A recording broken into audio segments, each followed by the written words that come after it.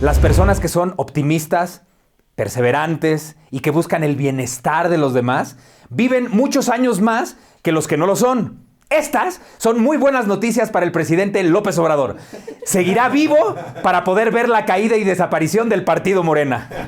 Nuestro presidente, no puede ser posible que se ponga con los senadores republicanos a ese nivel. Él es el presidente y todavía amenazando. Pero hizo lo mismo con la Unión Europea, lo recordarás. No, pues, que además se brincó al canciller y les mandó un comunicado como de amenaza. ¿En dónde está la no intervención? Pero esta vergüenza, aparte de amenazar a los republicanos con decirle a los votantes, imagínate la no intervención, ¿no?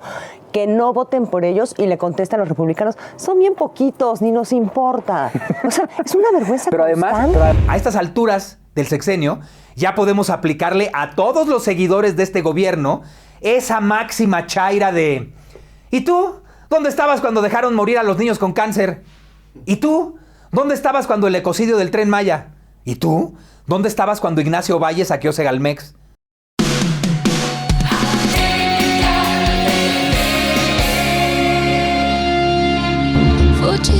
Caca, son tus mañaneras con Morena, ya todo escasea. Exclusiva, exclusiva, exclusiva. Después de que Brendan Fraser ganara el Oscar como mejor actor, El Pelón en los tiempos de Atypical tienen exclusiva las primeras imágenes de la segunda parte de The Whale, que llevará por nombre La Ballena del Bienestar. Exclusiva, exclusiva, exclusiva. Es un honor estar con el pelón. Es un honor estar con el pelón. Es un honor estar con el pelón. ¡Ea! Oigan, pues ya después de muchos programas ya se está haciendo costumbre vernos los domingos a las 7 aquí por Atypical TV. ¡Qué bien, qué bien! Déjenme gomisear a una cuenta que ya nada más del nombre te va a dar risa. Prófugos del ácido fólico. Esta cuenta se dedica a tuitear pura estupidez, pero pura estupidez que hacen otros, o sea, los prófugos del ácido fólico. Se me hace muy extraño que no esté en cada 2 de 3 tweets, porque si hay alguien que es prófugo del ácido fólico, soy yo. Sí, señor, mi mamá no le dio por tomar ácido fólico y además nací con una cantidad mínima de neuronas que funcionan. Bueno, vamos a las noticias de esta semana. Según un estudio de la Universidad de Harvard, las personas que son optimistas, perseverantes y que buscan el bienestar de los demás, viven muchos años más que los que no lo son. Estas son muy buenas noticias para el presidente López Obrador. Seguirá vivo para poder ver la caída y desaparición del partido Morena. Ya pronto. Pronto. En otras noticias, un científico japonés declaró que ya está listo para clonar al primer ser humano. ¿Qué tal? ¿Listo para clonar al primer ser humano? Bueno, de hecho, está pidiendo $1 billón a cambio de no clonar a Mario Delgado. El hijo de Jacques Cousteau envió una carta al presidente López Obrador haciendo énfasis en la preocupación de la biosfera que se ve afectada por la construcción del Tren Maya, y en ella refiere: es el hogar de monos araña, zaraguatos, tucanes, guacamayas, y ante esto el presidente le respondió que por favor dejara de ofender a su gabinete. Típico que no entiende lo que le dicen. Pierde su tiempo el científico francés porque López nunca lo va a entender. Por Dios, estamos hablando de un presidente que para enfrentar una pandemia recomendó que nos pusiéramos Big Vaporub en el pecho y en las plantas de los pies. Hace unos días se hizo viral la noticia de que la Real Academia de la Lengua Española le había regresado la tilde al adverbio solo. Y de inmediato, la Real Academia de la Lengua Española sacó un comunicado desmintiendo la noticia. Yo lo que creo es que esos viejitos de la RAE están muy aburridos y no saben qué hacer. A ver, desaparecieron la letra che. ¡La che! ¿Hacernos eso a los mexicanos? ¿Y a Chespirito? O sea, ya ni la chin. Bueno, la neta, la verdad, que hagan lo que quieran, que hagan lo que se les pegue la gana. Miren, mientras no quiten el punto G. De todos modos, ¿quién sabe dónde está? ¿Qué? No lo he encontrado, es un mito. El punto G es un mito. Nos han estado llegando miles de mensajes privados en los que nos mientan la madre por atrevernos a criticar a... Presidente, al presidente. No. No, A Citlali. no, a Laida. No, a Laida no, pero... Laida Sansores escribió este tuit. Estos misóginos se dedican a violentar, insultar, a juzgar, calificar nuestro físico y el de las mujeres que los intimidan. Pretenden esconder su pequeñez invisibilizando la valentía y estatura de las mujeres que destacan. Ay, sí, ninguno de ellos sabe cómo respetar ni tratar a una mujer. A ver, gobernadora, mi querida Laida, yo pensé que tenías buen sentido del humor. A ver, supongo que si te digo que eres una ignorante por no saber escribir gomis, porque gomis se escribe con I latina, acento ahí y con S, lo vas a tomar como un insulto y dirás que te estoy violentando y juzgando, ¿verdad? ¿Escribiste mal gomis? Eres gomis. No soy gomis, ni tampoco es con Z, es gomis. Ah, por cierto, gobernadora, querida Laida, no me intimidas ni tantito, ¿eh? Bueno, de hecho me río mucho contigo. Botox en la cara, 5,000 pesos. Retoque de Botox en la cara, otros 5,000 pesos. Retoque de Botox en la cara, otros 5,000 pesos. Ácido hialurónico para los labios, 10,000 pesos. Equipo profesional de espionaje para grabar llamadas y usarlas en contra de sus adversarios, 2,5 millones de pesos. Contratar a un coreógrafo profesional de Broadway para montar el baile del jaguar, 3 millones de pesos. Que el jefe de la oficina de Sansores, Armando Toledo, el secretario de Educación en Campeche, Raúl Pozos Lanz, y Rocío Abreu, senadora de Morena, sean exhibidos en televisión nacional recibiendo varios fajos en billetes de 500 pesos, no tiene precio. Y que traten de justificarlo con la cantaleta morenista de que son aportaciones, no tiene madre. Antes de que la gobernadora me interrumpiera, les decía que nos han estado llegando miles de mails y mensajes directos en Instagram, Twitter, Facebook y TikTok, que apenas acabo de entrar a TikTok y ya me están avasallando con mensajes de odio, en donde nos mientan la madre por atrevernos a criticar a quien creen.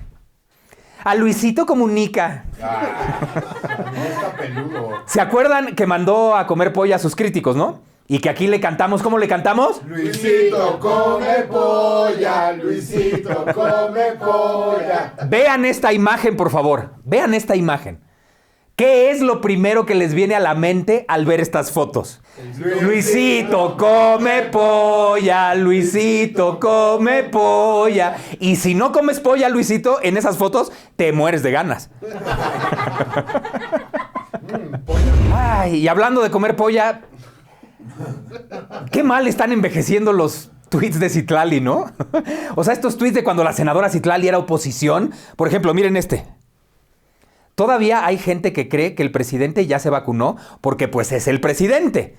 Les cuesta trabajo acostumbrarse a la nueva ética, política y a la convicción de no tener privilegios. ¿Se entiende?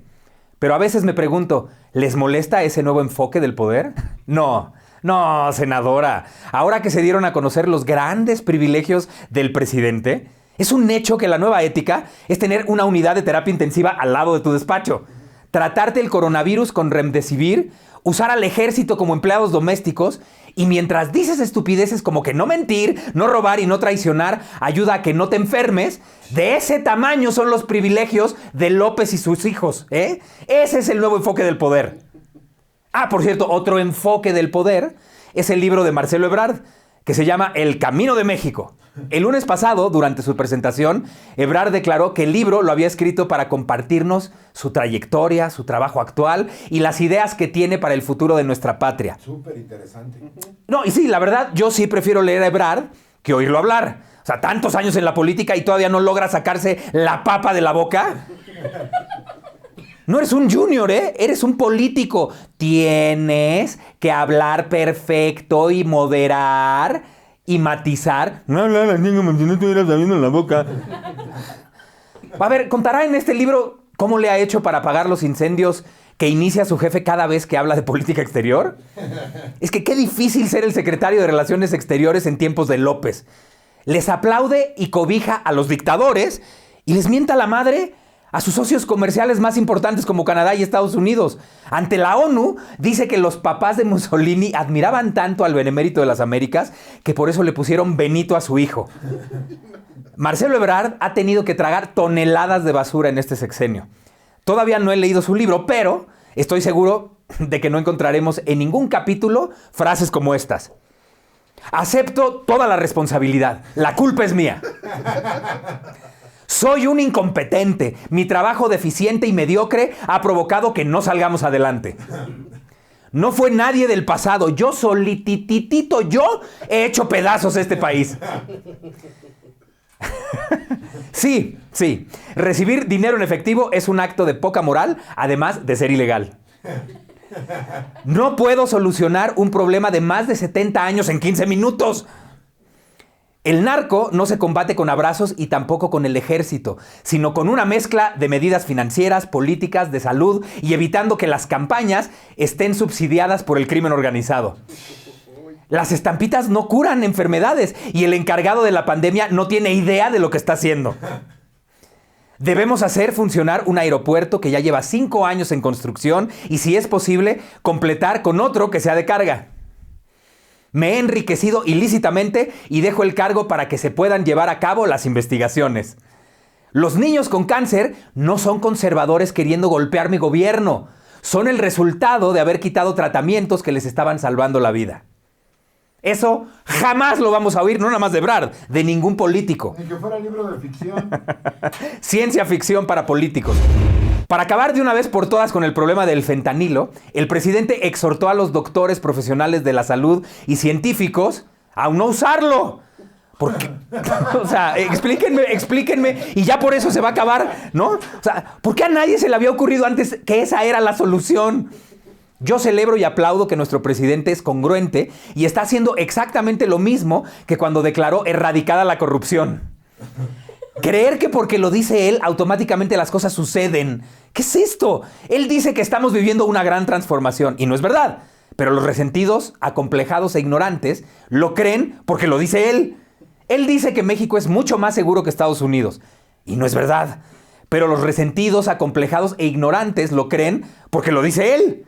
Él dice que nunca antes en la historia del deporte había sucedido algo tan grandioso como lo que ocurrió en el Mundial de Béisbol. Y aquí, perdón, presidente, sí te equivocaste porque muchas veces antes ya nos han eliminado en fútbol, en básquetbol, en voleibol, en tenis. O sea, sí, no es la primera vez que nos quedamos con el ya merito en la boca. Ya nomás faltaba que hiciéramos el ridículo en un Mundial de Béisbol y lo logramos. Japón nos eliminó y no llegamos a la final. Y fíjense, yo sé que va a sonar horrible, pero creo que es la primera vez que disfruto una derrota mexicana. O sea, todo sea por no ver a López haciendo esto. El gol perfecto a partir del segundo episodio. ¡Vámonos! ¡Vámonos! ¡Vámonos! ¡Ay! ¡Viva México! O sea, ahora resulta que los medios de comunicación deben volcarse y transmitir los juegos de la selección mexicana de béisbol. ¿Por qué hablo tanto de béisbol? También por protesta. Estoy protestando porque los medios de información comerciales no transmiten. Están haciendo los beisbolistas mexicanos un papel de primer orden, destacadísimos. Imagínense lo que es llegar a ser o estar entre los 4 mejores equipos de béisbol en el mundo. ¿Cuándo ha sucedido en otros deportes? Bueno, en el boxeo sí, y en la marcha también. Nada más en el box y los clavados, no, Andrés. Y con el fútbol también. Obtuvimos medalla de oro en los Juegos Olímpicos de Londres y tenemos 2 campeonatos del mundo sub-17. Ay, por favor, miren este anuncio, en el que Tenoch Huerta cobra 1,800 pesos la foto, 1,600 la selfie y 1,600 el autógrafo. No, pues congruente con el poder prieto, ¿eh? Bien congruente con el poder prieto. Pinche Tenoch, estás cobrando como si hubiera sido nominado al Oscar. Vienen con vibrantes las fotos. A ver, la neta, si yo quisiera regalarle dinero a un mojado como Namor por ponérsele al brinco a un imperio como Wakanda, pues mejor organizo una colecta en la frontera y le doy esa lana a nuestros hermanos que están trabajando de indocumentados en Estados Unidos. Ese es el poder prieto, ese sí es el poder prieto.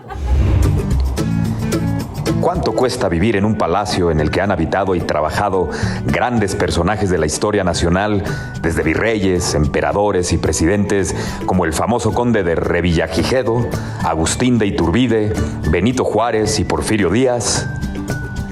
200 pesos.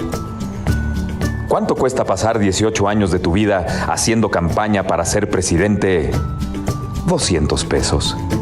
¿Cuánto cuesta pagarles a miles de acarreados para que tu ego se sienta acariciado? 200 pesos. Cacarear durante años que tu héroe es Benito Juárez y que aspiras a ser como él, pero te es imposible decir correctamente su frase más célebre, no tiene precio. México siempre votará a favor de la no violencia, guiados por el principio del presidente Benito Juárez García, de que entre los individuos como entre las naciones, el derecho al respeto ajeno es la paz. Entre los individuos como entre las naciones, el respeto al derecho ajeno es la paz. Mi invitada del día de hoy y yo trabajamos juntos en Diseñador Ambos Sexos. Me hacía un personaje padrísimo que además era concurrente, que se llamaba La Chirris. Actriz, buena para hacer el género que me pidan, porque le sabe a todo. Y de pronto, pasa el tiempo, pasan los años, desaparece y aparece en las redes sociales con una actitud política que a mí me llama mucho la atención y además admiro y respeto. Mi querida Laisha Wilkins, gracias por venir a platicar con el pelón irreverente. Oye, muchas gracias por tanta porra. Y gracias ¿Cómo por estás? invitarme. No, a mí me encanta. De pronto uno está tirándole a los gobiernos, que no es precisamente nada más al actual, y tú ya estás como toda una guerrera y que además sabe de política, pero además opina, pero además tiene, le gira la piedra. ¿En qué momento te aburre la actuación y dices, yo quiero criticar lo que está ocurriendo en mi país? Siempre quise ser periodista. La verdad es que toda mi vida quise ser periodista y entonces un día le digo a mi papá, quiero ser periodista, y él tenía un familiar en un programa justamente de periodismo, pero muy amarillista, ¿no? Entonces, no te preocupes, te vas a ir con este familiar, ¿no? A sondear, a ver qué significa el periodismo. Entonces yo me levanté, recuerdo ese día y dije, ya empezó mi vida de periodista, ¿no? ¿Cuántos años tenías? Tenía 18 años, yo creo. Y entonces, pues llegué a la Comi, donde estaban todos, las cámaras, emprendimos el camino largo, no sabía yo a dónde iba, y llegamos a las circunferencias de la ciudad, donde vive la gente pepenadora, ¿no? En donde viven en casas de lámina, con techos de lámina, con letrinas. Que a nuestros 18 era Santa Fe, era un lugar de esos. Por supuesto. Y entonces vamos entrando y una niña de 9 años pareciera con ictericia, totalmente amarilla, y nos cuenta la mamá que va al baño en la noche y va a la letrina y siente que echa algo y se voltea y pues era el producto, ¿no? Era el niño porque ella estaba embarazada. Ella no entiende por qué, porque ¿A los no 9 sabe. años? Claro, el papá la había violado, pero ella no sabía que a partir de la violación ella había quedado embarazada y no sabía que estaba embarazada. Entonces un día en la noche se levanta al baño, va a la letrina, echa el producto, no sabe qué hacer, agarra el producto y lo echa a donde queman la basura, a 5 metros de donde ellos duermen y donde está la letrina. Entonces llego y esta imagen de ver a esta niña totalmente amarilla, la mamá contando esta historia, la precariedad en la que vivían, y ver en dónde estaba el feto mordido por las ratas, porque este tipo de programas llegan antes que llegue la policía, que llegue la ambulancia, claro. que llegue... Entonces me di cuenta, por supuesto, que yo podía temerariamente aventarme a una guerra, pero mi corazón se iba a romper en cada caso, porque de ahí, aparte, entregando a la mamá, en esta entrevista dice la madre, pues no sé si voy a dejarlo regresar. Y yo decía, pero de entrada ahorita se lleva a la hija al hospital. Y a este hombre detenido. Este hombre detenido, ¿no? Eso fue a tus 17 años. Eso fue a mis 17 años, de ahí regreso a la camioneta y había, doble. O sea, si me la iban a aplicar, me la iban a aplicar bien, me llevan a otra circunferencia de la ciudad, en donde estaban, ¿cómo se dice cuando el pueblo toma... linchamiento? ¿Estaban linchando a alguien? En un poste, lo estaban desollando, le iban a echar gasolina, todo el pueblo enardecido. Y yo vi todo esto y dije, híjole, o sea, no es el temor de adentrarme ahí, ese es mi corazón roto en el camino, ¿no? Con cada caso no voy a poderlo reconstruir, entonces dije, no puedo. O sea, tu papá definitivamente no quería que fueras periodista. Porque claro, lo entiendo, estamos hablando, Héctor, de hace 30 años, ¿no? Con una mujer temeraria, fuera de todo sistema, ¿no? Que se aventara estas cosas. Pues claro, a mí como padre tampoco claro, me encantaría. ¿qué puede ser más tranquilo? Actuar, ¿no? ¿En qué momento decides cambiar una cosa por la otra? Claro, o sea, digo, no puedo ser periodista, pero tal vez sí comunicar, ¿no? De alguna manera. Entonces, quiero entrar a la conducción de periodismo, ¿no? Y en eso entro a Televisa y empiezo con un programa que se llamaba En Concreto, que era un noticiero para jóvenes, lo cual me parecía maravilloso hace 30 años que se iniciara para la información para la juventud. Ahí estuvimos con Carlos Moreno, estaba Amina Blancarte, estaba Luz María Cetina. Mi Luzma, preciosa. ¿No? Estábamos varias y nos pareció increíble, pero bueno, terminó el que proyecto. Amina sí siguió camino como de periodista. Sí. Luzma se volvió actriz y hace comedia. Qué manera de hacer comedia. Era mi pareja en Diseñador Ambos Sexos. Sí. Y es mi hermana y la amo con toda el alma. Lástima que dejó la actuación. No, yo la voy a obligar. ¿Sí? Sí. Está bien. Un diamante en bruto como ella no se puede perder. Y bueno, de ahí me pasé a Telehit, ¿no? Porque me encantaba la música, tuve algunos programas ahí. Pero qué contraste, ¿no? De haber llegado a los basureros de la ciudad y haber visto un caso de una niña embarazada, violada a los 9 años, a estar conduciendo en Telehit. Por supuesto, ¿no? Porque terminó el programa y no veía yo como por dónde entrar un poco más por la conducción, y Telehit me permitía calentarme como conductora, ¿no? Porque yo como conductora empecé en Espacio 98, me invitó Adal a ser su conductora. Okay. Y esto es sumamente chistoso porque, pues claro, le avisé a toda mi familia que por primera vez iba yo a salir en la tele conduciendo Espacio 98. Que para los que no recuerdan, claro. Espacio era un espacio que se valga la redundancia, que creó Televisa para comunicarse y estar en contacto con los jóvenes universitarios. Increíble. Entonces, una vez al año se iban a ciertas universidades de distintas zonas de la ciudad y después de provincia. Y empezamos en el World Trade Center, invitaron a todas las universidades y crearon foros ahí, les enseñaban cómo grababan y entonces hacían paneles de comunicadores y de periodistas para que el estudiante pudiera confrontarlos. Y eso me pareció un gran paso y mucha libertad por parte de Televisa enfrentarse al estudiante, ¿no? Fue increíble, pero entonces Adal me dice, bueno, y tú vete entrevistando pues estudiantes, y yo era una babosa, no sabía conducir. Entonces, hola, ¿qué tal te la estás pasando? Y bueno, total, para no hacerles el cuento largo, le aviso a todos mis familiares y amigos que me vean, que voy a salir por primera vez en la televisión. Prendo la tele y, hola, ¿qué estás? Con una voz de pito, gritando espantoso, sin entender modular el espacio público. Claro, que es normal. Cuando estás iniciando, además, claro, quieres que todo se acabe pronto, porque lo que quieres es salir del apuro, ¿no? Entonces, no preguntas cualquier cosa y no lo disfrutas, efectivamente. Por supuesto. Entonces yo ahí dije, ¿sabes qué? Yo me voy a formar como conductora, yo quiero comunicar definitivamente. ¿Y cómo te formaste como conductora finalmente? Pues sí, o sea, yo terminé conduciendo, por ejemplo, todos los especiales para Univisión, ¿no?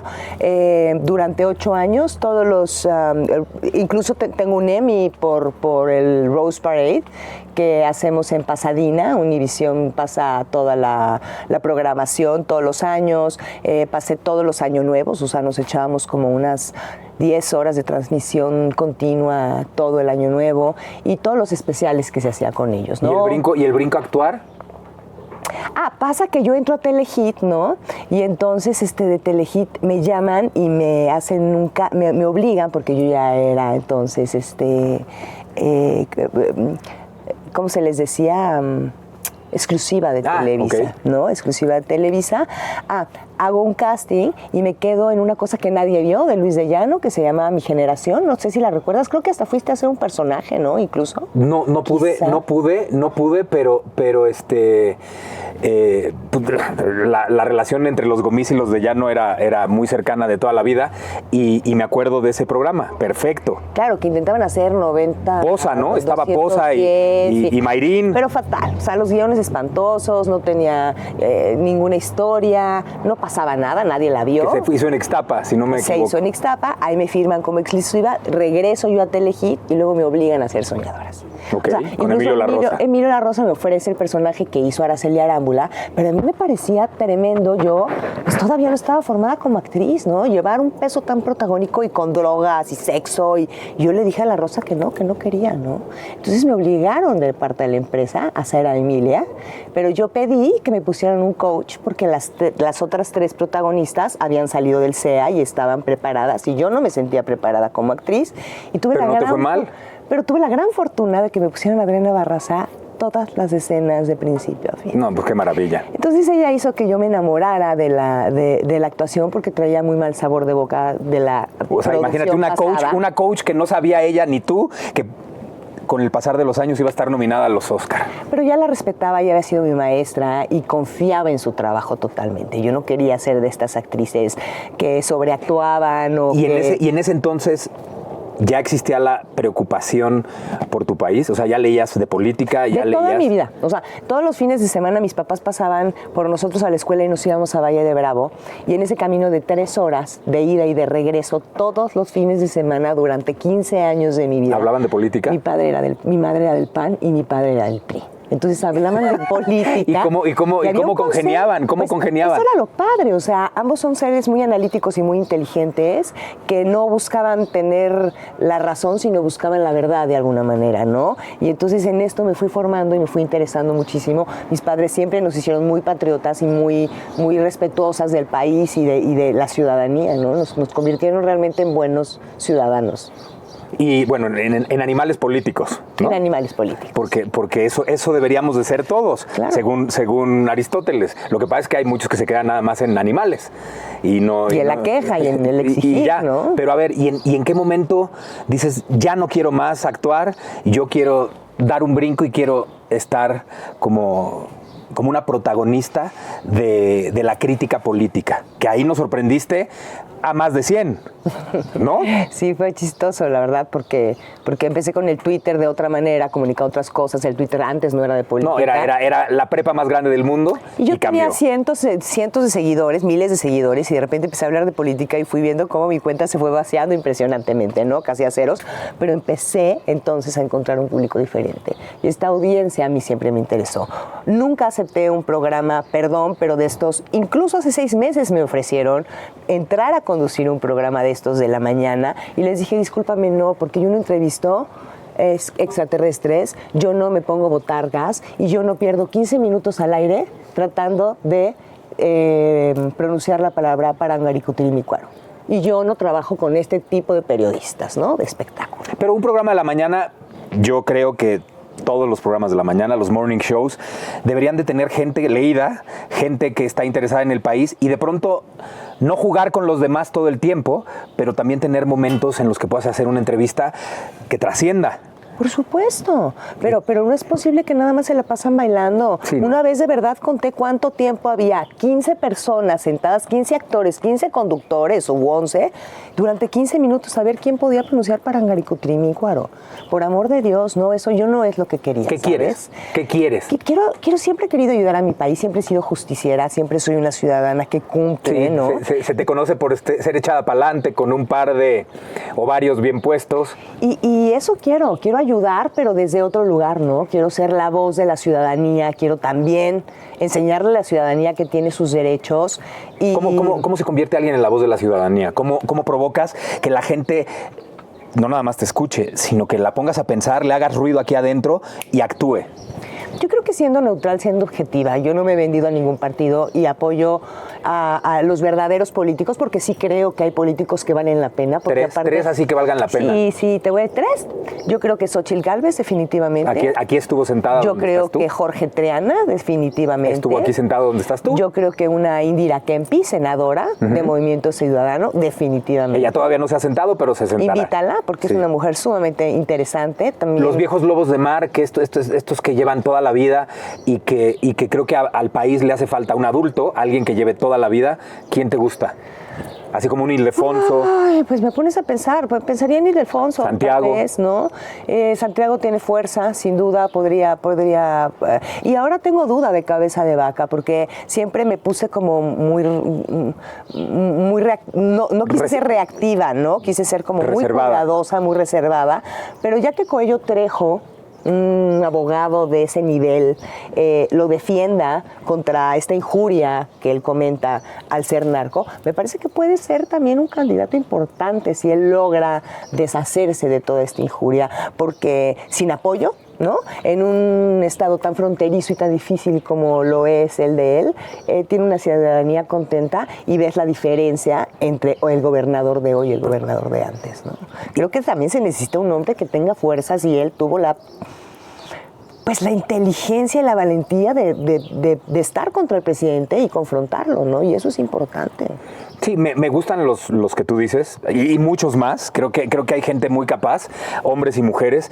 Y también me llama mucho la atención que ciudadanos que habían estado cercanos a la política pero nunca perteneciendo a un partido en particular quieran empezar a aportar su conocimiento y su amor a México. Como por ejemplo Gustavo de Hoyos, que ya se abrió completamente y dice que también quiere ser candidato. ¿Qué opinas de que alguien que no tiene nada que ver en la política llegue? Pues me parecería increíble, no sé si todavía estamos preparados para ello, me parece que son importantísimas las candidaturas independientes.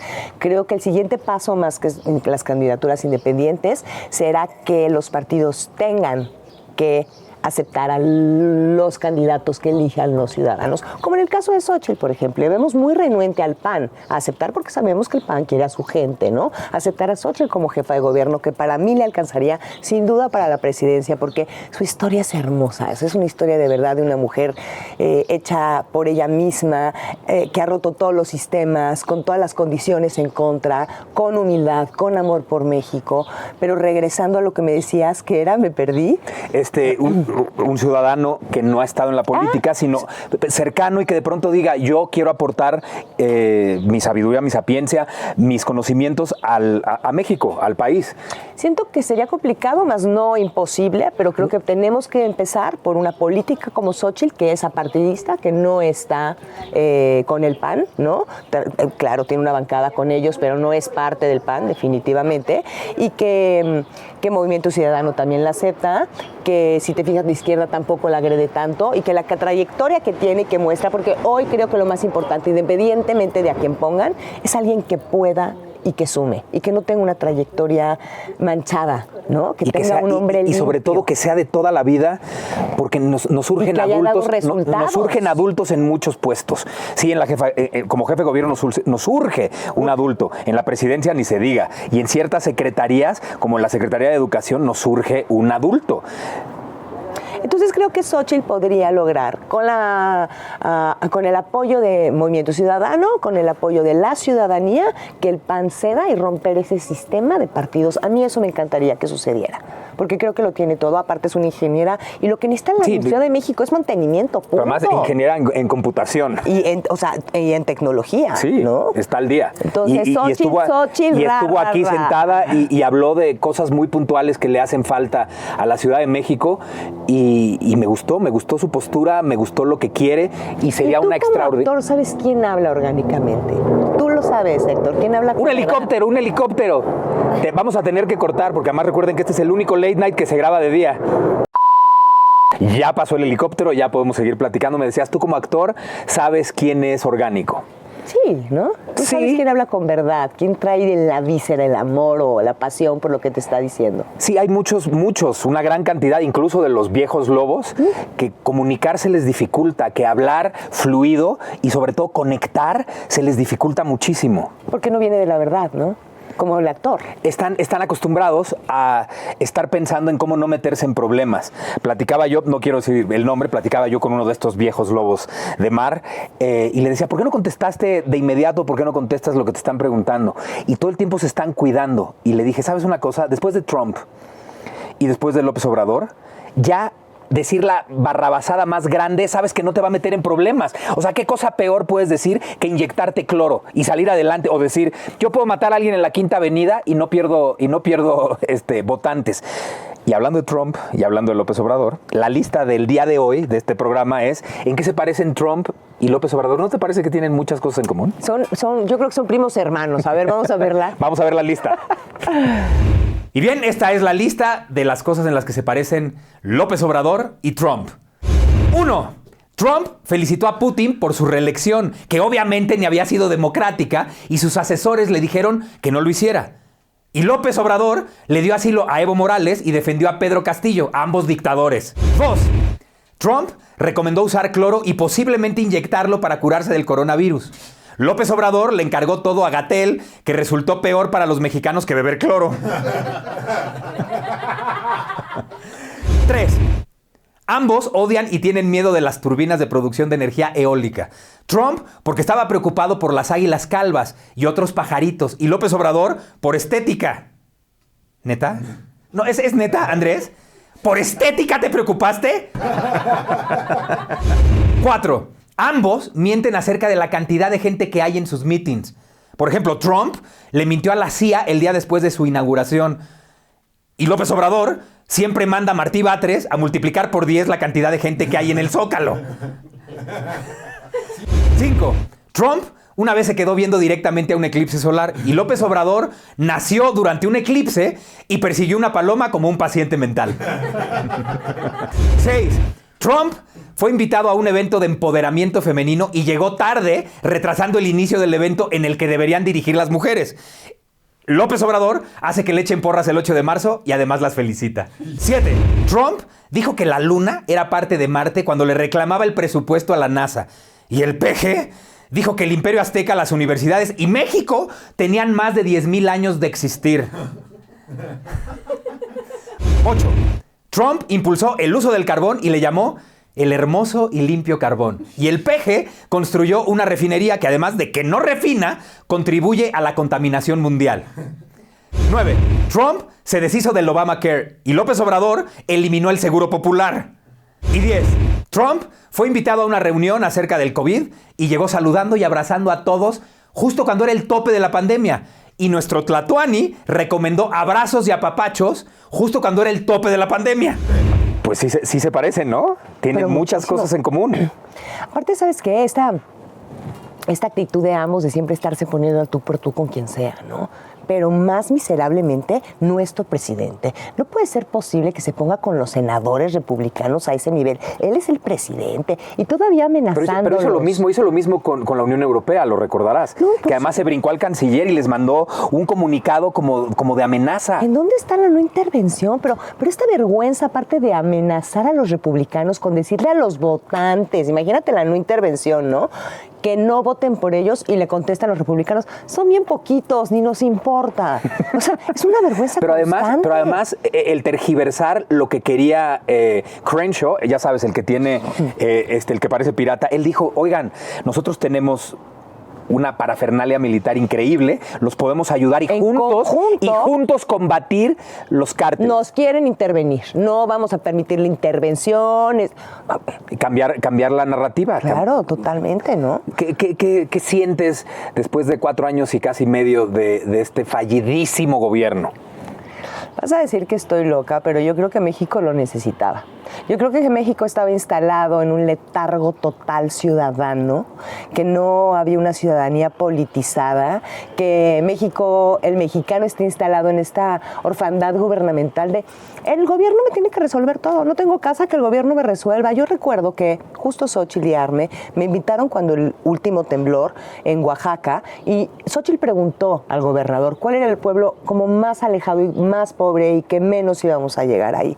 Y le dijo Unión Hidalgo, Oaxaca, nos fuimos todos para allá para ayudar y de verdad esta actitud del pueblo me dejó tonta. O sea, ¿Qué era lo que era hacían? Como de Incluso recuerdo que llamé al grupo de psicólogas y les dije, necesito que entiendan que el gobierno no fue culpable del sismo, que el gobierno no tiró sus casas y que el gobierno no tiene para reconstruirlas todas, que tienen que entender hacer una comunidad para empezarse a ayudar entre ustedes, porque no lo entendían. Era de ¿a qué horas me van a ayudar con mi casa? A la hora que tú te levantes a ayudar con la de tu vecino, ¿no? Instalados en la queja y o sea, de verdad así con el abanico de ¿ya qué hora llega el gobierno a recogerme mi casa? Pero ese pueblo recóndito de Oaxaca es un espejo de Chiapas, de Oaxaca. De lo que es todo el país. De muchos, no diría yo de todo el país, porque yo creo que por estados sí tienen actitudes diferentes, ¿no? Yo veo a los poblanos que la mayoría sale adelante, pelea sus cosas. Fueron muchos migrantes, ¿no? Porque no se quieren quedar ahí, porque quieren buscar otras oportunidades. Pero sí me quedé impresionada con la actitud de esta área de México, ¿no? Que siempre está instalada en que todo les tienen que resolver. Y entonces, no es así. Pero tampoco se involucran en las decisiones, porque qué flojera, ¿no? Y la clase media misma, letargada, que no salía a votar y se iba a Valle el fin de semana, o es que mi hijo tiene béisbol y lo tengo que ir a ver al concurso, porque no había cambio en ellos. Hoy sí. Pero Hoy sí se van a despertar. Pero el ver que toda su tranquilidad puede acabarse para siempre, los ha motivado a voltear a ver programas de televisión, obvio, que tenga que ver con la política, a leer las redes sociales. Y las leyes. No, de pronto todo el mundo ya está ahí y Twitter, que era la preparatoria más grande del mundo, se transformó en un ring político. En el medio de comunicación más importante y más fidedigno. Pero además en un ring político, porque pasamos de lo que tú dices del aletargamiento y de que no nos importara, había unos que sí les importara, pero pasamos a formar parte de 2 barras de equipos de fútbol que se están lanzando miados y orines en un partido, en lugar de dialogar. En ese momento estamos. Sucedía abajo, ¿no? Pero ahora es mucho más fácil. Creo que no como ahora. Pero es más visible. Sí, hoy es muy visible. Antes se llamaba una conferencia de prensa el presidente para dar un anuncio. Hoy agarra y lo tuitea, ¿no? Toda la información la tienes en inmediato. No, pero además hoy, todos los días, hay una conferencia de prensa que es una manera extraordinaria de hacer proselitismo. Es la joya más grande de López Obrador. ¿Por qué? Porque él dice una mentira y utiliza un simbolismo como el avión, Benito Juárez, los conservadores, y todo eso llega a estos lugares de Chiapas, que tiene un atergamiento político. Y desafortunadamente y no un nivel de ignorancia muy, muy alto. Y no les llega con esto no quiero que suene peyorativo, sino que pues aceptémoslo, la educación nunca ha sido prioridad para ningún gobierno de este país. Exacto. PRI, PAN, para ninguno. Entonces nada más se van con esta imagen de sí nos va a salvar, porque el discurso de López Obrador es por ellos, tú no tienes. Ellos no te han permitido. Entonces ya están instalados en este motor de la frustración que la alienta todos los días desde la mañana. Y no nada más eso. Les ha dado permiso, voz, y los ha empujado a los resentidos y a los acomplejados a que saquen todo lo que tenían y te insulten, te ataquen, te agredan, te golpeen. A las calles, claro, ¿no? Claro. Que migre a que una quema de una ministra. ¿Cuándo se ha visto? Se han quemado presidentes. ¿Cuándo le había puesto el pueblo atención a la Suprema Corte de Justicia de la Nación? ¿No te parece maravilloso lo que está sucediendo? A mí sí. Donde tengamos que caer, el fondo que tengamos que tocar, pero si no, nunca iba a suceder nada con México. Se iba a ir así. No, nunca habíamos puesto atención a los líderes del INE. Nunca, no sabíamos ni cómo se llamaban. De cómo funcionaba el Congreso, las cámaras, o sea, nada. ¿No? Claro. Y hoy sí. Siempre hoy nos había dado lo mismo. Está ahí. Medio nos había dado lo mismo quién era el secretario de Educación Pública, pero de pronto llegan las amigas de López Obrador y dices, esto no puede ser. Me está afectando a mí personalmente, ¿no? Porque así es el mexicano. Si no le afecta en persona, le vale lo que esté sucediendo. Pero como todo le está afectando, y también a los campesinos, ¿eh? O sea, el frijol con gorgojo, el que mucha ayuda, pero la canasta básica no te alcance, los feminicidios, la inseguridad en sus pueblos, como quieras. O sea, esas bases les van a decir sí, pero a la hora de la hora... Pero además me encanta cómo esto hablas de los símbolos y también habla de personajes, ¿no? Yo siempre he creído, y lo digo constantemente, que la razón por la que López Obrador a sus contrarios les llama conservadores es porque él tiene esta necesidad de ser Benito Juárez, ¿no? Y entonces él se siente liberal y cree que estamos en la época de la Reforma y sus contrincantes, sus rivales, sus enemigos son los conservadores. Entonces, tenía muchas ganas de decir esa palabra para sentirse Benito Juárez. Pero también... Y el viento de Juárez en contra, ¿no? Todos los conservadores son su viento en contra. Sí. O sea, él de verdad es un simbolismo puro y juega con ello y sabe muy bien hacia dónde mandar su discurso, porque en ese discurso no llega la contrarréplica, no llega la verdad, no llega el fake news, ¿no? Pero también creo que en este ejercicio de dictar para dónde vamos, ¿no? Creo que también se ha equivocado mucho y ha sido muy evidente la manera en la que se ha equivocado, confundido y mentido. Porque cuando él dijo que abrácense, no pasa nada, hay más de 800,000 muertos por la pandemia y mucha gente vivió en carne propia que su mamá, su tía o la vecina se cayó muerta fuera del hospital porque no había para atenderlas. ¿Qué haces contra eso? Cuando ya te llega en lo personal, como está sucediendo en todo lo que estamos comentando. Es lo que estás hablando. Entonces ya me va a cambiar tu ideología. Va a cambiar tu ideología y va a cambiar tu razón. Evidentemente, porque tú sí ya se dan cuenta que no les ayudan con los dineros, los sobres o las ayudas, válgame la redundancia que les dan. Si le aumenta la inflación, si no tienen servicios sociales, si no tienen seguridad, ¿de qué te sirve que te den 2,000 pesos al bimestre? Sí, pero este discurso de yo soy bueno y yo nunca he sido deshonesto y de pronto empiezan a destapar la cloaca y ves que él puso una unidad de terapia intensiva en Palacio, pero además su hijo fue atendido y le dieron Remdesivir, que era una medicina que todavía la COFEPRIS no había aceptado, pero además usó al ejército como si fueran sus empleados domésticos. Y todo esto a la gente que no le importaba, ya le empieza a importar. Porque además, no sé si le llegue a importar. Te voy a decir que le afecta. Me está diciendo que ya no hay privilegios y él me mintió y sí hay un privilegio para él. Pero como lo tienen como Mesías, no les importa que él tenga privilegios. Esa es una verdad. Pero sí les importa el desmantelamiento del seguro popular. Pero yo creo que ya no tiene clínicas. A una parte no le importa y a otra parte sí le importa. O sea, con esto que estás diciendo que me parece importantísimo, nos empezó a interesar. Y esta gente que le empezó a interesar y que a lo mejor lo veía como un Mesías, dice, espérate, yo estaba confundido y estaba equivocado. La narrativa de la respuesta a su discurso es otra. Y ya los empieza a hacer pensar por ellos mismos. En ese sentido, sí es fascinante lo que está pasando. ¿Y por qué no me pone una infraestructura? Como ciudadanos y como país. También me encanta lo que está sucediendo. Empezamos a ver gremios que se unen, ¿no? Antes, híjole, el presidente o desde el gobierno, desde el poder, se señalaba a alguien y ese alguien se hacía chiquito y casi que acaba casi la encuesta a favor de lo que sigue sucediendo. Pero hoy hay medios independientes, lo que está sucediendo en Latinos, ¿no? No, y periodistas que se unen. Ya hay hasta libros de coautorías de 7, 8, 9, 10. Estuvo Sandra Romandía la semana pasada y ella ha escrito 3 en coautoría con otros 8 periodistas. Y aparte hacen investigaciones en coautoría, por ejemplo, MX con Pájaro Político. Y eso está maravilloso porque están empezando, es como cuando una empresa, ¿no? Es mejor tener 10 socios que tener 2 socios, porque no se van a meter con 2 socios, se van a meter con 10 socios. Y eso es lo que está empezando a pasar con el gremio periodístico, con el gremio médico, ¿no? De salud. Están hartos y se están empezando a juntar para alzar la voz, porque uno alzaba la voz y lo corrían, pero ahora se juntan y salen y dicen. Los mismos la economía, la cantidad de más pobres en este país, eso no está divertido, eso pues no me gusta. Está divertido. Eso no puede decir que nos guste. Pero es lo que te digo, o sea, hay un costo que pagar para este despertar ciudadano. Y Héctor, el que fuera, el fondo que tuviéramos que tocar, porque si no nos íbamos a quedar aquí detenidos toda la vida en la queja.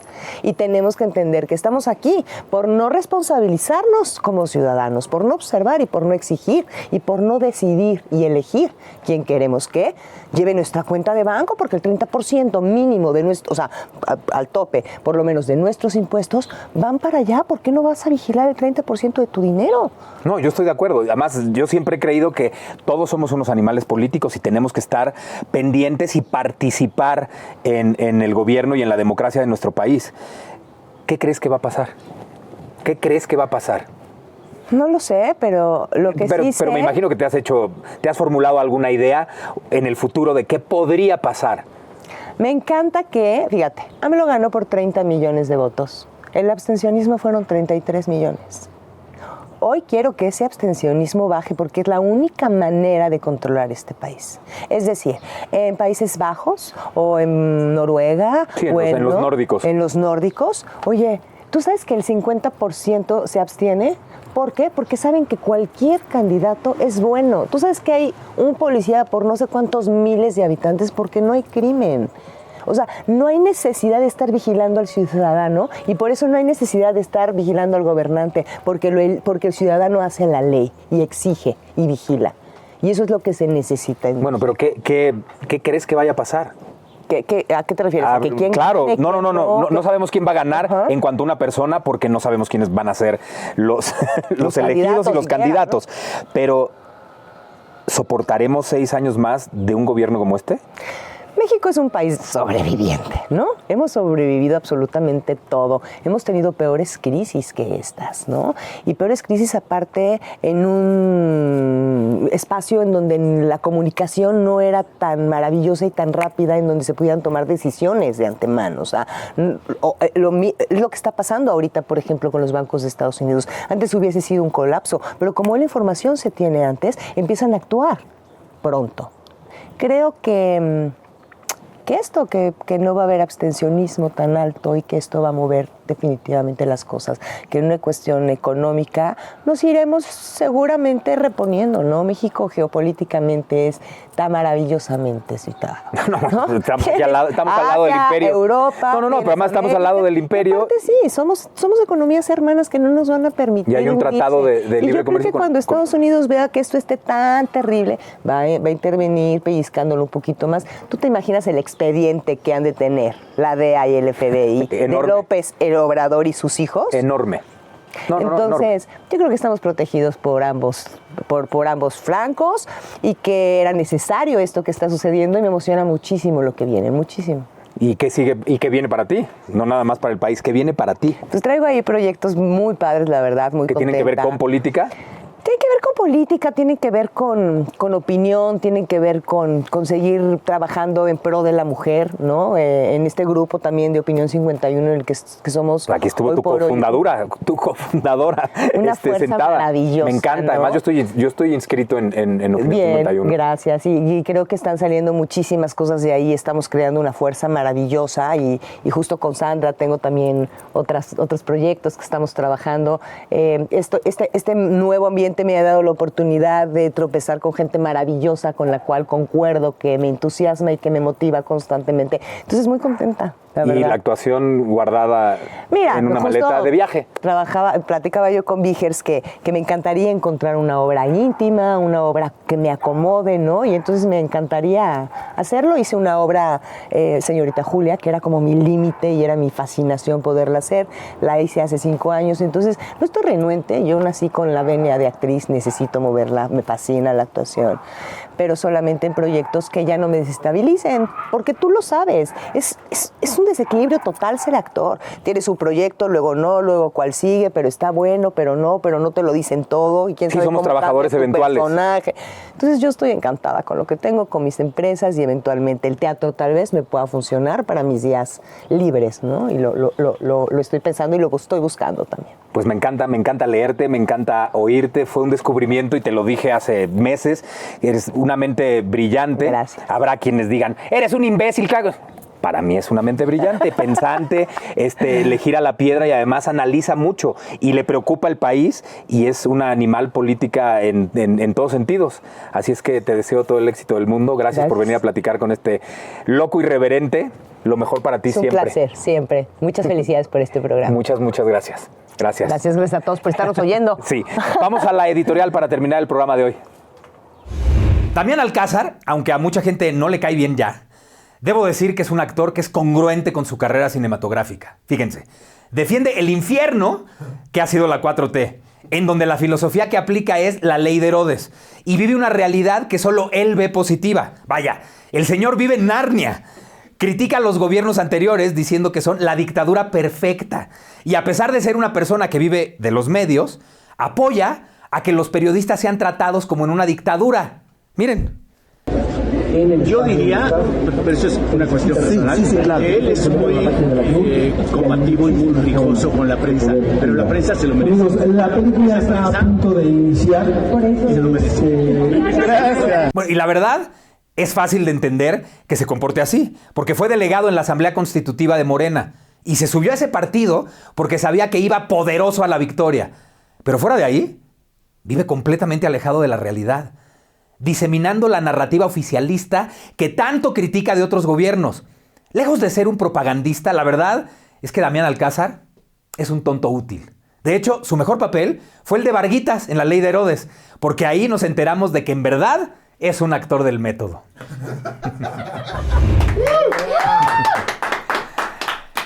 Desde el momento en el que fue llamado el rockstar de la 4T, Hugo López-Gatell creyó que había ganado el Nobel de Medicina. No solo se atrevió a decir la estupidez de que la fuerza del presidente López Obrador era moral y no de contagio. La fuerza del presidente es moral, no es una fuerza de contagio. En términos de una persona, un individuo que pudiera contagiar a otros, el presidente tiene la misma probabilidad de contagiar que tiene usted o que tengo yo. Y usted también hace recorridos, giras y está en la sociedad. El presidente no es una fuerza de contagio. ¿Y que el cubrebocas no servía? El usar cubrebocas tiene una pobre utilidad o incluso tiene una nula utilidad. Para luego decir que el cubrebocas se recomendó desde un inicio. La posición no ha cambiado, no hay una posición ambigua, no hay una posición que era distinta antes y después se convirtió en la que actualmente tenemos. Desde el 24 de marzo está por escrito, en estas conferencias lo hemos dicho, usen su cubrebocas. Y ahora, para no perder la costumbre, nos quiere marear con su siempre y muy pretenciosa manera de hablar, creyéndose toda una eminencia. Con mucho gusto. Como he comentado en muchas otras ocasiones, y lo vuelvo a explicar, no solo sobre mi persona, sino sobre otras personas de la vida pública que han estado enfermas, es importantísimo no confundirnos entre lo público y lo privado. Cada uno de nosotros somos personas sujetas de derecho y tenemos derecho a la confidencialidad, tenemos derecho a preservar nuestra información privada confidencial. No, doctor Muerte. Me sentí así como en película de James Bond. James Bond respondiéndole al villano, ¿no? No, doctor Muerte. No, doctor Muerte. El que está confundido eres tú. No sé si te lo dijeron cuando te dieron la orden de mentirle al pueblo de México, pero tú eres un servidor público y mientras sigas siendo un esbirro del que se rasca la cola, no puedes decidir a tu conveniencia qué es público y qué es privado. Evidentemente, nuestro estado de salud, las condiciones en las que fuimos tratados, son parte de esa vida privada. O sea que tú también fuiste tratado con Remdesivir y para no evidenciar que eres un privilegiado más del gobierno en el que ya se terminaron los privilegios, te sacas de la manga el discurso de las condiciones en las que fuiste tratado son parte de tu vida privada. No, señor. Murieron más de 800,000 mexicanos porque la pandemia los rebasó. Y en ese intervalo tuvimos un conjunto de números que presentó el doctor López Ridaura en una ocasión aquí cuando habló del proceso de escalamiento hospitalario y la procuración de insumos. El mínimo era 6,000, otro escenario era 8,000, otro era 12,500, que lo presentamos en una conferencia de prensa el 27 de febrero, allá en Lieja, en la Secretaría de Salud, y teníamos así hasta 28,000, que se redondea a los 30,000, e incluso un escenario muy catastrófico que podía llegar a 60,000. Hubo gente que caía muerta afuera de los hospitales porque no había camas para atenderlos. Y los doctores de todos los hospitales pedían a gritos medicinas porque tampoco había. Y esos doctores que se jugaron la vida en el campo de batalla, a esos doctores les negaron ser de los primeros en vacunarse porque según el presidente ya no hay privilegios ni para los que están salvando vidas. Yo entiendo la demanda de los médicos, no la tiramos al cesto de la basura, pero tenemos ya una estrategia. La vacuna se aplica de manera universal. No interesa que los médicos estén en hospitales privados. Aquí no se le da preferencia a nadie. Doctor Muerte, Eres el rey de la contradicción. Primero dices que tienes derecho de preservar tu vida privada, tu información, porque es confidencial, y segundos después te contradices diciendo... Por supuesto, al ser figuras públicas, al ser funcionarias y funcionarios públicos, comentamos sobre lo que atañe a nuestra vida pública y lo que es de interés público. ¡Ah, caray! O sea, entonces, ¿es o no es de interés público saber cómo se trataron los funcionarios públicos cuando se contagiaron de coronavirus? En un gobierno en el que se cacarea todos los días, que ya no existen los privilegios, me parece que tener acceso a medicinas que se les niega al pueblo es tener privilegios en exceso y muy poca progenitora. Pero pues, ¿qué se puede esperar de un soplagaitas, solocho, mamacayos, lilipendón, asnúpido y chupóptero como tú? Y solamente un lacayo con órdenes muy específicas de su amo se atreve a decir que los niños con cáncer son utilizados para golpear al gobierno. Esta idea de los niños con cáncer que no tienen medicamentos, cada vez lo vemos más posicionado como parte de una campaña más allá del país, sí, claro, de los grupos de derecha internacionales que están buscando crear esta ola de simpatía en la ciudadanía mexicana, ya con una visión casi golpista. No, si nadan juntitos. Son tan predecibles. Les encanta decirnos neoliberales, golpistas, derecha rancia, mafia del poder, clase medieros, aspiracionistas, fifís, paleros, fantoches, sabelotodos, prensa vendida. ¡Lotería! Más de la mitad de la población mexicana ha recibido todos estos adjetivos día a día desde el más alto púlpito de la Cuarta Transformación. Y como ordenanza bíblica, son repetidos por todas las mascotas del bienestar y los periodistas domesticados del presidente. El resultado: violencia, ataques y odio. El INE no está con el presidente, a destruirlo. La ministra Piña no está con el presidente, a destruirla. Las marchas femeninas no están con el presidente, a destruirlas. El béisbol es el deporte favorito del presidente. Ah, pues entonces hay que darle todo el apoyo de los medios y también todo el apoyo económico que se necesite. La marcha del 18 de marzo nos llevó a varias reflexiones, pero a una idea única. El presidente no es humanista. Reflexión número 1. En la marcha en apoyo a la democracia y al INE, se quitó la bandera en el Zócalo. Lo mismo pasó en las manifestaciones por los derechos de las mujeres el 8 de marzo. Ah, pero en cambio, en cualquier reunión del presidente con acarreados en el Zócalo, siempre está la bandera.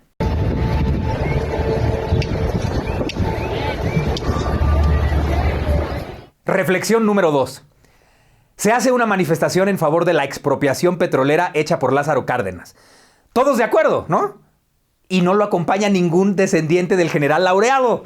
Me parece que toda conmemoración de esta fecha es importante para nuestro país y afirmar los principios de soberanía de la nación, pues hasta ahí lo dejo.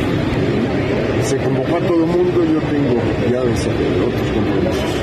El ingeniero Cuauhtémoc Cárdenas, hijo del prócer festejado, tenía otros compromisos. Y justo un día antes de esta marcha, el jefe de asesores de la presidencia de López Obrador, Lázaro Cárdenas Batel, renuncia a su cargo. En política, por Dios, en política no hay nada al azar. Semanas atrás, Cuauhtémoc recibió desde la mañanera un mensaje fulminante cuando se anunció que encabezaría el colectivo de reflexión política por México.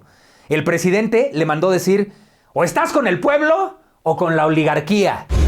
En política sí, si él asume una postura de este tipo. Lo estimo mucho, lo respeto, lo considero precursor de este movimiento, pero estamos viviendo en un momento de definiciones y esta ancheta está muy angosta, no hay para dónde hacerse. Es estar con el pueblo o con la oligarquía. Y el ingeniero rápido entendió la idea. Se rajó y salió por piernas de dicho movimiento. La familia Cárdenas no se iba a quedar así. Justo antes de la marcha por la soberanía energética de AMLO, renuncia el nieto del general. El mensaje fue dado. Andrés traiciona y traiciona porque no es humanista. Reflexión número 3. Queman la figura de la ministra Piña en la marcha de AMLO. ¡Traigan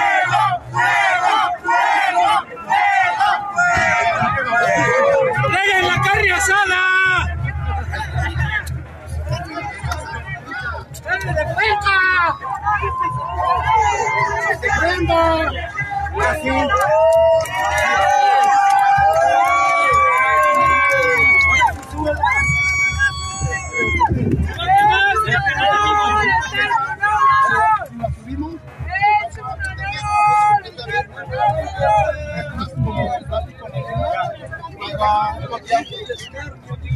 ¡Se quema la casa de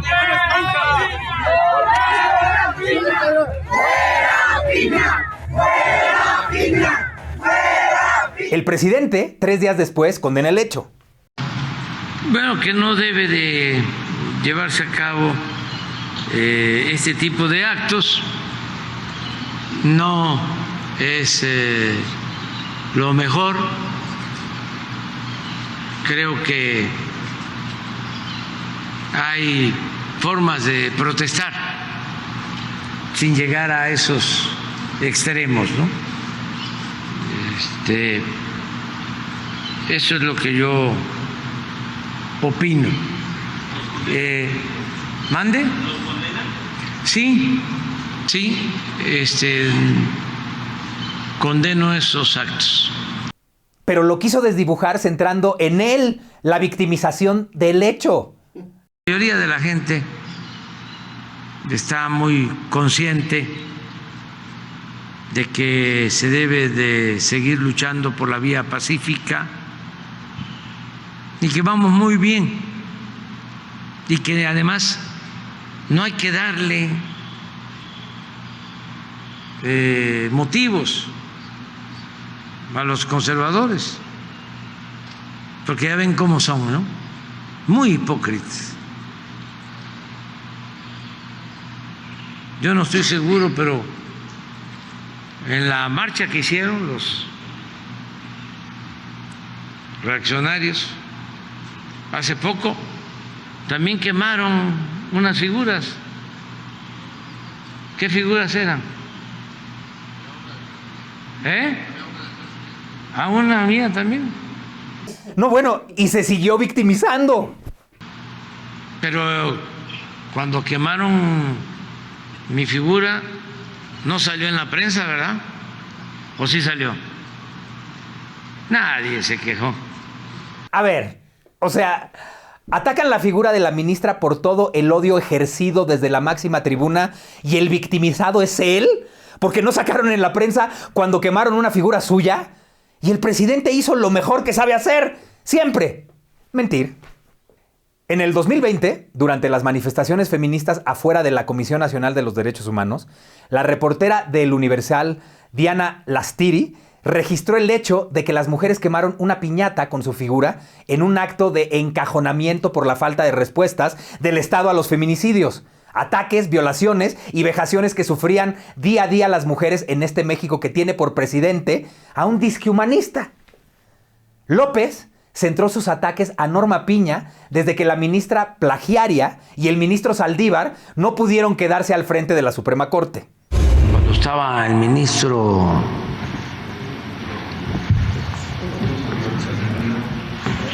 Saldívar, ¿sí? Arturo Saldívar, había un poquito más de vigilancia sobre los jueces. Se les respetaba su autonomía, pero vigilaban del Consejo de la Judicatura, que esa es su función, vigilar el recto proceder de jueces, de magistrados, de ministros. Ese organismo es un florero. Está de adorno, porque no hay ningún señalamiento a un juez, a un magistrado. Bueno, pero antes había un poco más de atención, de vigilancia. Ahora que llegó la nueva ministra, declara en un formalismo extremo, como si fuesen omnímodos los jueces, de que son autónomos, que pueden hacer lo que quieran. Y apenas llegó la nueva presidenta y se desata una ola de resoluciones a favor de presuntos delincuentes. Para el colmo de Andrés, la ministra Piña, con la dignidad que le caracteriza, pues no se levantó cuando llegó a conmemorar en Querétaro un año más de nuestra Constitución.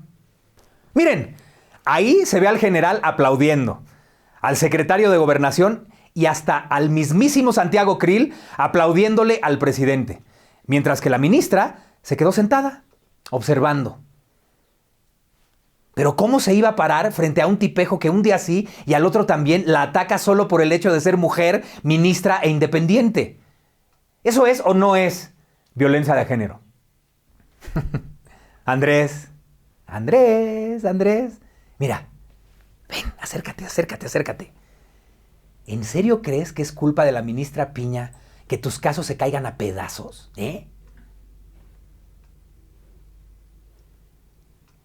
¿Por qué mejor no le preguntas a la impresentable fiscalía encabezada por tu incondicional Hertz Manero cómo integró los juicios que están perdiendo día a día? Pregúntale. ¡Fuera Norma Piña! ¡Queremos una limpia en el Poder Judicial! ¡No podemos seguir permitiendo que corruptos y delincuentes sean los que lleven las riendas de esta institución! Así es. ¡Norma! Desde las mañaneras, los ataques y las amenazas a la ministra Piña desbordaron a tus simpatizantes. La denostaron dentro y fuera de las redes sociales. Tweets con balas, manifestaciones en la Suprema Corte y ataques constantes atizados desde tu púlpito convirtieron a la ministra Piña en blanco de tus odios. De los odios de la 4T. Ya comprendimos que el señor de Palacio no es un humanista, ¿verdad? ¿Y qué es eso del humanismo mexicano, Eso es una payasada. Entonces, a ver, a estas alturas del sexenio, ya podemos aplicarle a todos los seguidores de este gobierno esa máxima chaira de... ¿Y tú? ¿Dónde estabas cuando dejaron morir a los niños con cáncer? ¿Y tú?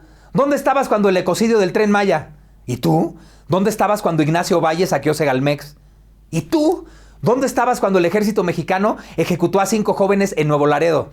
¿Y tú? ¿Dónde estabas cuando Bartlett se burló de las viudas de pasta de conchos? ¿Y tú? ¿Dónde estabas cuando el líder tiró a la basura miles de millones de pesos cuando canceló el aeropuerto de Texcoco? ¿Y tú? ¿Dónde estabas cuando Gatell dejó morir a miles de mexicanos por su negligencia en la pandemia de COVID? ¿Y tú? ¿Dónde estabas cuando a José Ramón López Beltrán le dieron Remdesivir y el ejército le limpió la casa cuando los mexicanos morían desatendidos en la pandemia del coronavirus?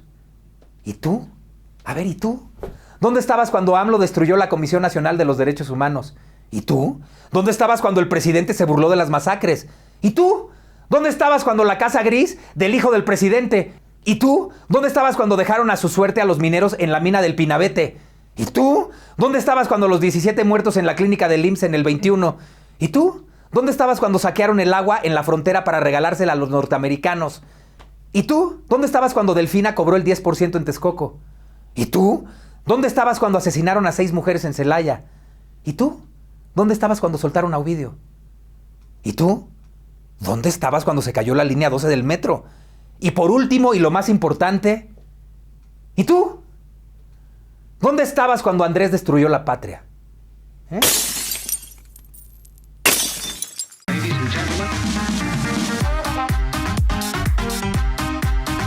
Hola amigos, la carta que escribí este jueves para Atypical TV se la dirigí a todos ustedes, a la gran familia Atypical en toda la República, Estados Unidos y Europa. Y como cada jueves les recuerdo que me hagan el gran favor de viralizar este video entre sus amigas, sus amigos, sus conocidos, sus compañeros de trabajo y por supuesto toda su familia. Mil gracias. Bien, vamos a la carta. La cabeza de la carta dice: carta dirigida a la familia Atypical. Y entre paréntesis, ustedes me entienden. Y antes de leer la carta tengo un prólogo dirigida a la señora Vilchis Moza, la que en teoría desmiente las mentiras que dice que nosotros decimos todas las semanas, todos los periodistas. Ahí les va. Señora Vilchis Moza, ¿acaso no le enseñaron sus papás de chiquita que no es bueno decir mentiras? Si su respuesta es afirmativa, entonces, ¿por qué las dice? Usted dijo en la mañanera del miércoles pasado que en una de mis cartas semanales se la había dirigido a Satanás. Es usted una mentirosa de quinta. Jamás le he escrito una carta a Satanás y jamás lo haré, porque la verdad, él me cae muy mal. Aunque tengo que admitirle que usted me cae peor. Además de no soportarla por falsa y mentirosa, usted me causa entre lástima, vómito y diarrea. Espero una disculpa suya el próximo miércoles. Bien, vamos a la carta.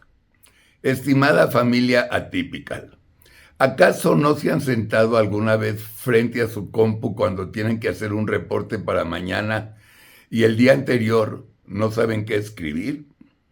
Pues aunque no me lo crean, así estuve ayer en la noche cuando tenía que escribir mi carta semanal. Y después de estar sentado media hora sin que se me ocurra nada, decidí ponerme a escribir esta carta y a ver qué salía. Lo primero que me vino a la cabeza fueron las mentiras de Andrés en su discurso del sábado. Ahí reflexioné y me cayó el 20 de que existen dos Méxicos. El de Andrés y sus datos, que bauticé como mundo de juguete, y el del México neta y real, que bauticé como no quiero regresar al pasado. En el discurso de Andrés en el mundo de juguete, el presidente dijo unas cosas verdaderamente irracionales. Primero, les dio una clase de historia a los asistentes, y que, por cierto, una gran cantidad de acarreados comenzó a salirse del Zócalo por aburrimiento.